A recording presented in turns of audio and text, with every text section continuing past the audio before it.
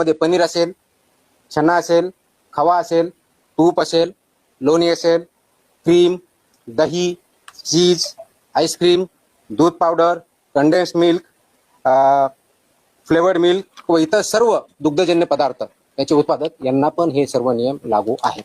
या सर्वांनी या नियमांचं तंतोतंत पालन करायचे, ज्याच्या माध्यमातून हे परिपूर्ण दूध सेफ मिल्क हे कंझ्युमरच्या प्लेटपर्यंत घरापर्यंत जाईल.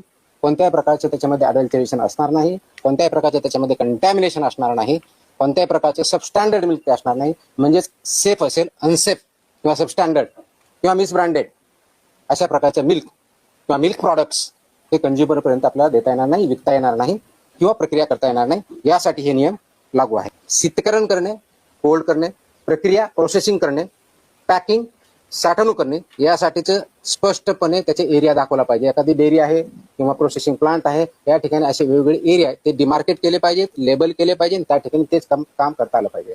जसं हॉटेलच्या बाबतीत मी बोललो होतो की किचनमध्ये रिसेप्शनचा वेगळा पाहिजे, सिग्रिगेशनचा वेगळा पाहिजे, व्हेजचा पाहिजे. तसेच या बाबतीत सुद्धा जे दूध स्वीकारलं जातं तो वेगळा डिमार्केटेड एरिया पाहिजे, तिथले स्टँडर्ड्स वेगळे ते त्याप्रमाणे पाळले पाहिजेत, इम्प्लिमेंट केले पाहिजेत.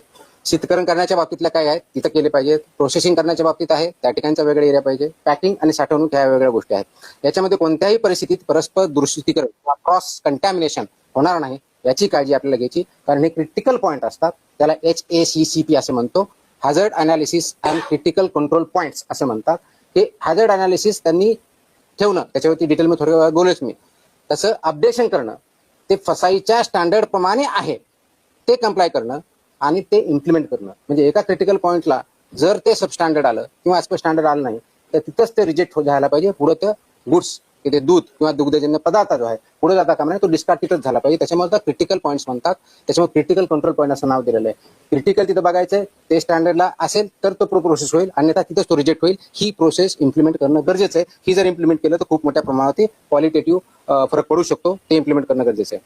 हा झाला पहिला मुद्दा, मी जे पायाभूत सुविधेच्या बाबतीत बोलतोय, स्वच्छतेच्या बाबतीत बोलतोय. दुसरा मुद्दा जो आहे, दुधाच्या संपर्कात येणारे सर्व पृष्ठभाग, भांडी, जे तुमच्या सरफेस एरिया जिथे जिथे असेल तिथे भांडी, युटेन्सिल ज्याला म्हणतो, पाईपलाईन, टाक्या व उपकरणे ही फूड ग्रेड लेवलचे पाहिजे. अन्न श्रेणीतील म्हणजे जर फूड ग्रेड जे सामान असतं ते वापरणं गरजेचं आहे.